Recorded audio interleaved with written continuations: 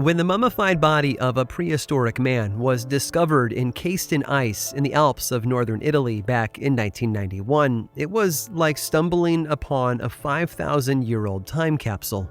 Along with his remarkably preserved body, the Iceman also introduced researchers to well-preserved examples of prehistoric clothing, weapons, and tools. And something else. It was a lump of organic matter about the size of a walnut that had been strung onto a leather strap to keep it safe.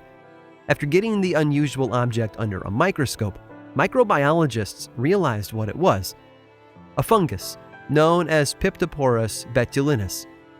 And this fungus has an amazing property. It contains essential oils that kill off parasitic bacteria. For a prehistoric hunter traveling through all sorts of harsh environments and eating anything he could find, this fungus would have acted as a sort of antibiotic. Humans, it seems, have been medicating themselves for millennia. And while the reasons have always been the same, to relieve the symptoms of illness and disease, those tools of medicine have varied greatly over the years. Every new wave of sickness has driven us to find better solutions, fresh cures, and powerful weapons with which to fight back. So when a fresh wave of disease swept across America in the late 1800s, one community decided to use every tool at their disposal. The solution they proposed would lean heavily on both social compassion and the power of 19th century medicine. It was their last stand against a disease that was killing so many people. And that desperation meant that no option was left off the table, however drastic it might be. And honestly, it's hard to blame them. But when the experiment ended 5 decades later, it was far from a success. In fact, while countless lives were saved, they were paid for with blood. Fighting back, it seems, can often lead to horrific results. I'm Aaron Mahnke, and this is Lore.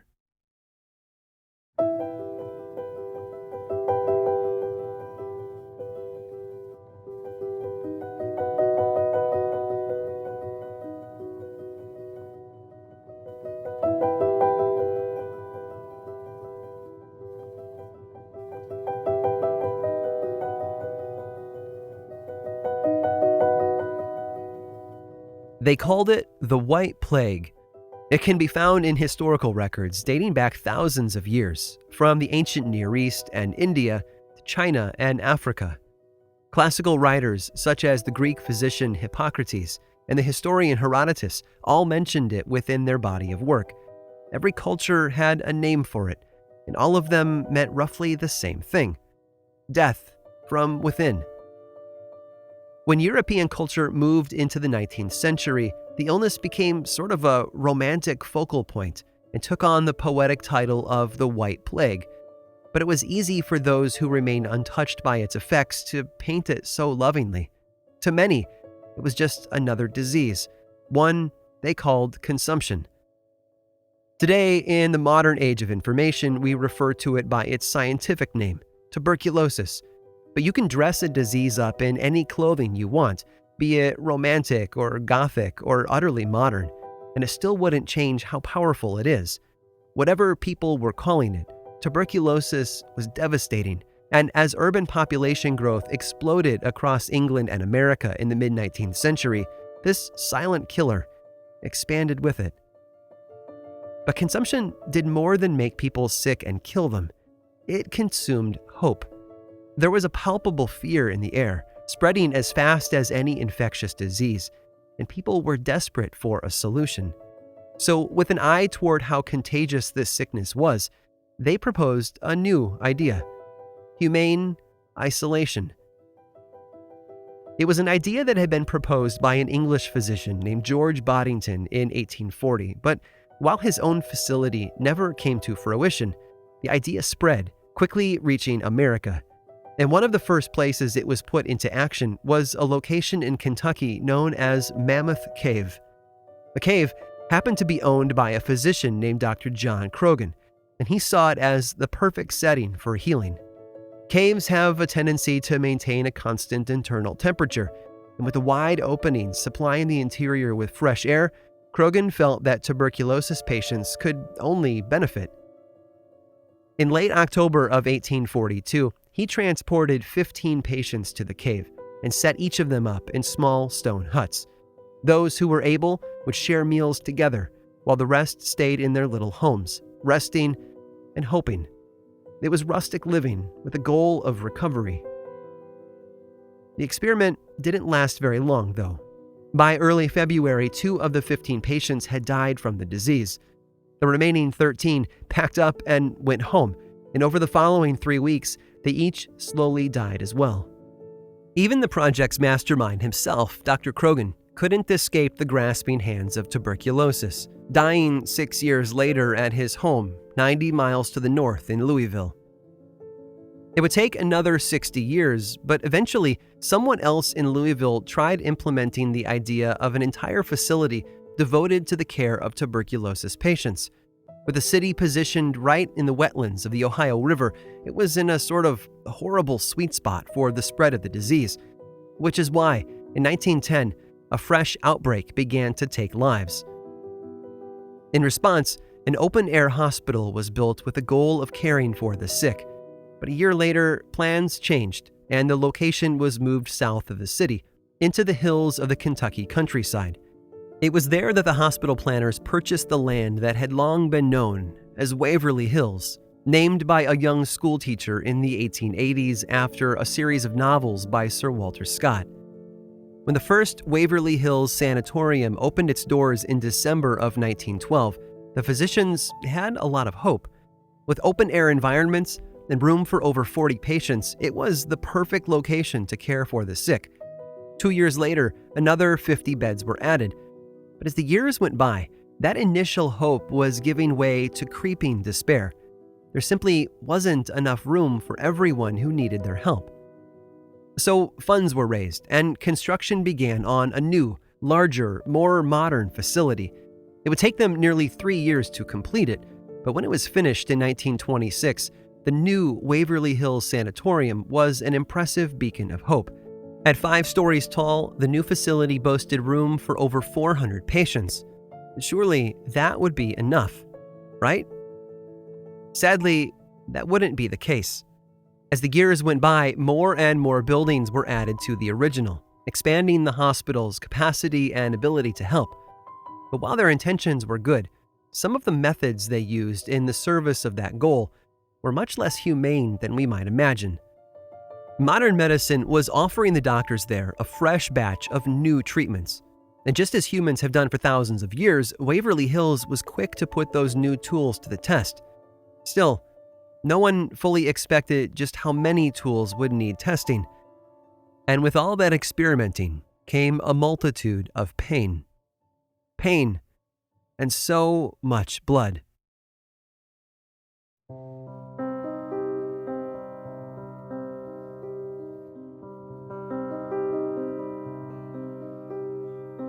In the 1920s, our understanding of tuberculosis was far from complete. People understood it correctly as an infectious disease and that it focused on the lungs in most patients. But as far as treating it went, well, the medical profession was still in the dark. What they were fully aware of, though, was the destructive path the disease carved through each new victim. The infection would set off a chain reaction inside the body of each patient.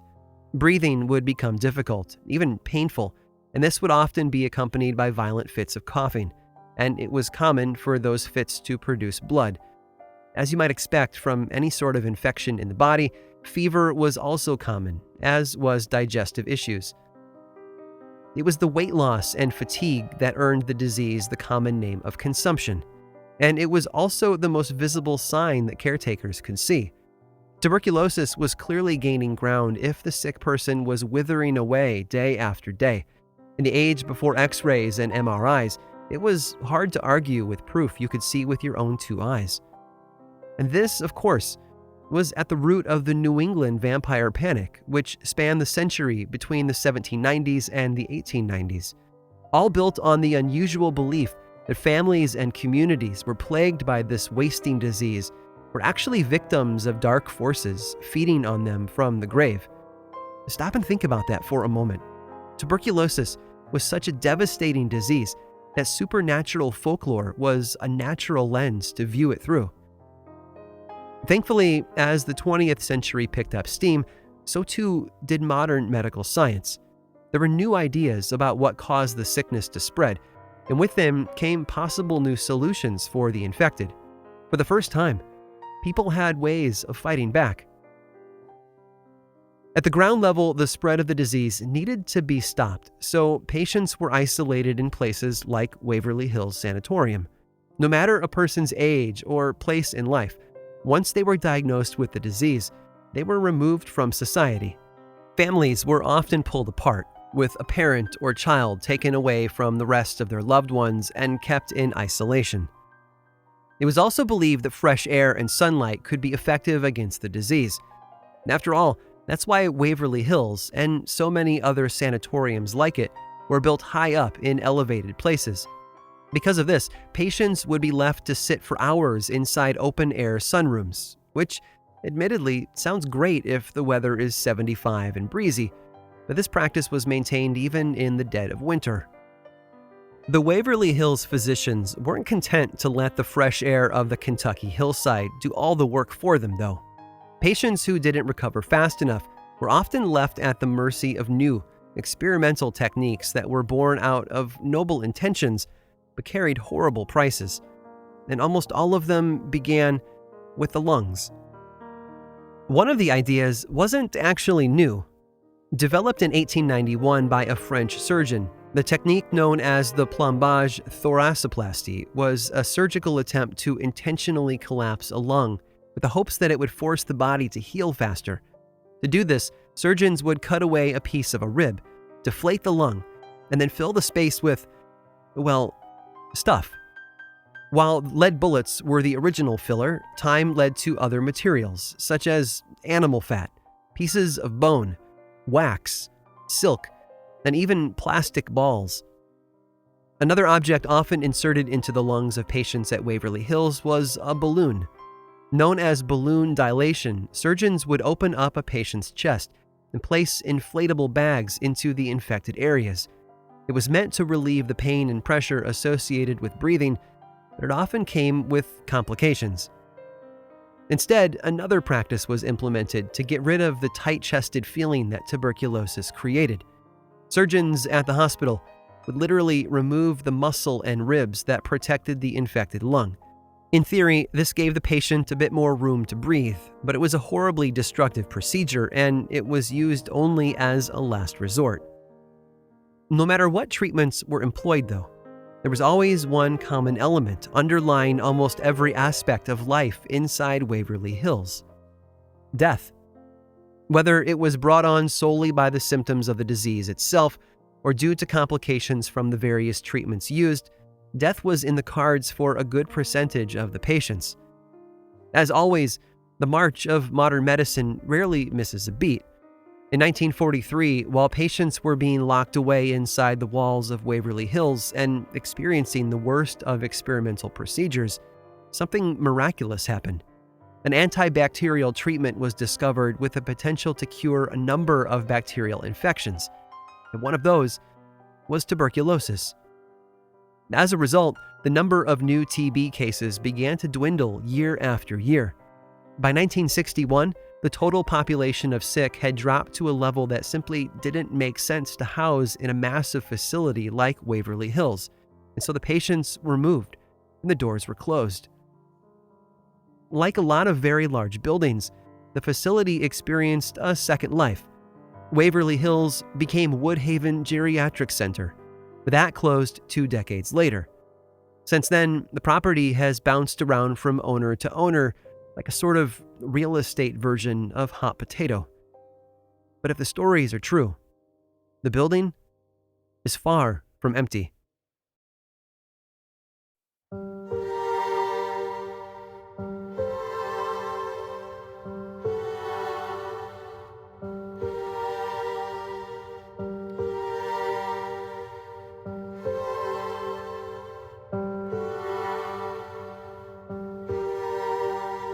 The past is like a shadow, following us wherever we go. And that was no less true for John Lewis Griggs. He was a 52-year-old ex-con who had been released in January of 1954 from Kentucky State Reformatory in nearby LaGrange, and Waverly Hills was his chance at a fresh start. He'd found religion in prison, he said, and he wanted to leave the past behind him. He had worked there for weeks as an orderly when the darkness caught up with him. Another orderly, a man named Edwin Barris, apparently took offense to the former convict's presence. On the afternoon of March 1st, Barris approached Griggs with the smell of alcohol on his breath and threatened to kill the ex-con with a knife. Griggs, to his credit, shrugged it off. He told Barris that he was a new man and just wanted to live a good life. And even though Barris slapped him to provoke a fight, Griggs ignored it. Instead, he went to his quarters to take a nap, and that's when Barris made his move. Sometime shortly before 7 p.m., Barris and an accomplice entered Griggs' room and began to beat the sleeping man. And that snapped something inside of Griggs, who jumped from his bed and fought back. He tossed Barris into the hallway like a rag doll, and when the younger man got back up, Griggs leveled him with a punch to the jaw. Rather than walk away, though, Griggs reportedly stomped on Barris as he lay on the floor. Then, he stood on the man's chest and began to jump up and down, sometimes landing on his ribs, other times landing on his face. When he was finished, a pool of blood covered the hallway floor. Barris was dead. Somehow, that darkness that Griggs had tried so hard to run away from had managed to catch back up with him. Maybe it was just a classic case of old habits dying hard, or perhaps the shadows of Waverly Hills held some sway over him. If the stories are true, those shadows still roam the halls today. There are almost as many stories about unusual experiences inside the walls of Waverly Hills as there are hallways and half-open doors. Some have come down to us over the years from teenagers and adventure seekers who have stepped inside looking for a thrill, while others have been taken by surprise. Either way, they become part of the common folklore surrounding the building. Visitors to Waverly Hills have reported things that might sound at home inside any other supposedly haunted location. Doors that seem to swing shut on their own, the echo of voices from distant parts of the hospital, the sound of children on the playground, screaming with laughter, or something else. Others have seen figures throughout the facility. One common sighting is a man in a white lab coat, often referred to as the doctor. He's been seen in the dining hall and is sometimes accompanied by the smell of freshly baked bread or other food. And like many other abandoned hospitals, there are tales of a ghostly child who wanders from room to room. Many visitors claim to have witnessed the spirit of an elderly woman walking the halls. Her wrists are said to be chained together, with blood dripping from her hands, and she calls out to them, begging for help. The most frightening visions by far, though, have been the ones with the least amount of detail.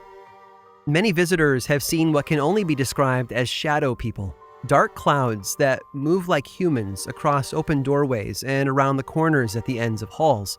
These shadowy figures almost seem to crawl, sometimes on the walls, sometimes on the ceiling. And while they might not have distinguishable features, they always leave witnesses with an overwhelming feeling of dread and fear.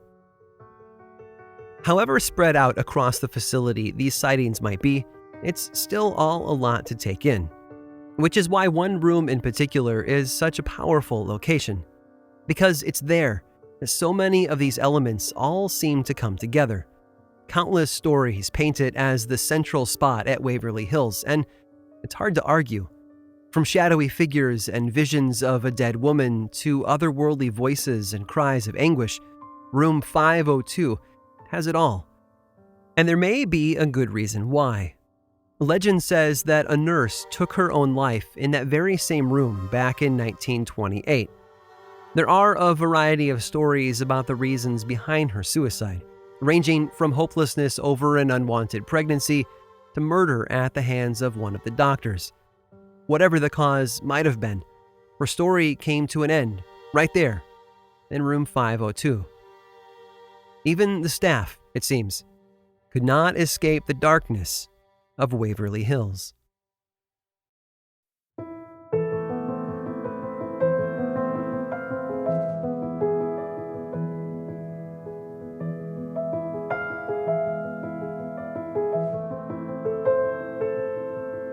Today, we've pushed tuberculosis into the corner, along with other infectious diseases. But it's not gone, and we would be foolish to assume so. In fact, TB is still an active killer in places like sub-Saharan Africa, India, and Asia. And thanks to nearly a century of exposure to antibiotics, TB has started to mutate, becoming even harder to treat. To most, though, tuberculosis is a distant memory, something much of the Western world never really stops to consider, let alone fear. And yet, its effects have altered history. For example, some people have made the case that without tuberculosis, we most likely wouldn't have the darkness of Edgar Allan Poe, whose mother and wife were both taken from him by the disease. And it was his pain that fueled his art. Heck, without an outbreak of tuberculosis in Exeter, Rhode Island back in the 1890s, we might not even have Bram Stoker's Dracula. Tragedy has always inspired people to rise above the shadows and aim for something higher. Maybe that's the silver lining beneath the dark cloud of TB. But it also took countless lives. At Waverly Hills alone, some people have proposed that the total number of deaths exceeded 60,000, but there are no records to back up that claim. We do know that hundreds died each year, some from the treatments they voluntarily underwent, and others from the illness itself.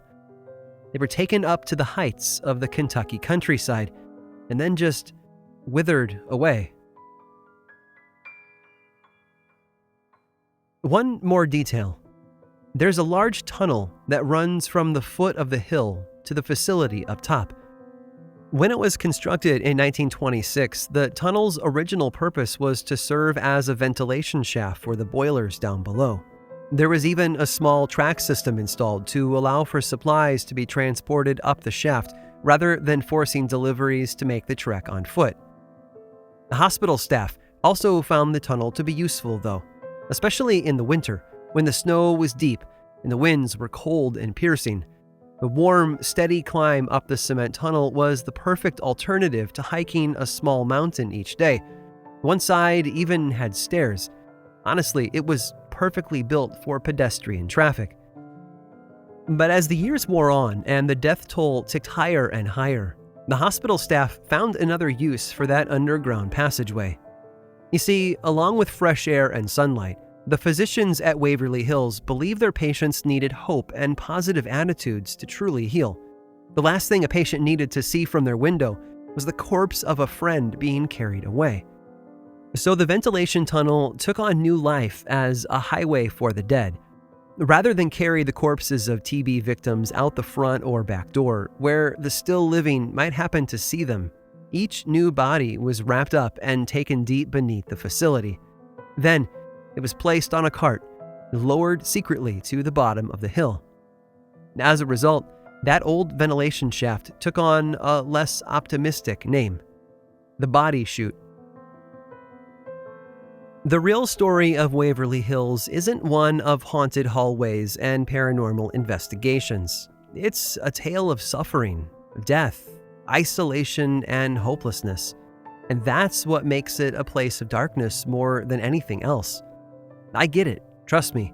Over the years, the facility has played host to countless sightings and unexplainable events. It's attractive in a dark and gloomy sort of way.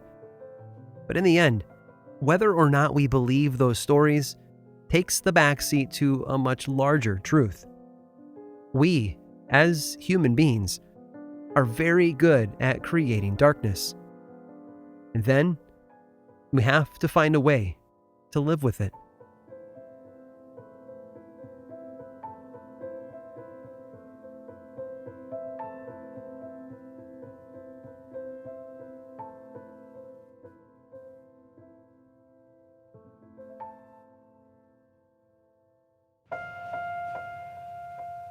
This episode of Lore was written and produced by me, Aaron Mahnke, with research assistance from Marcet Crockett, music by Chad Lawson, and administrative help from Carl Nellis. If you're new around here, this is my friendly reminder that lore is a lot more than just bi-weekly audio stories. There's an ongoing book series from Penguin Random House, a television show available on Amazon Prime, a membership site with extra episodes, and so much more. And you can learn about everything over in one place, theworldoflore.com/now.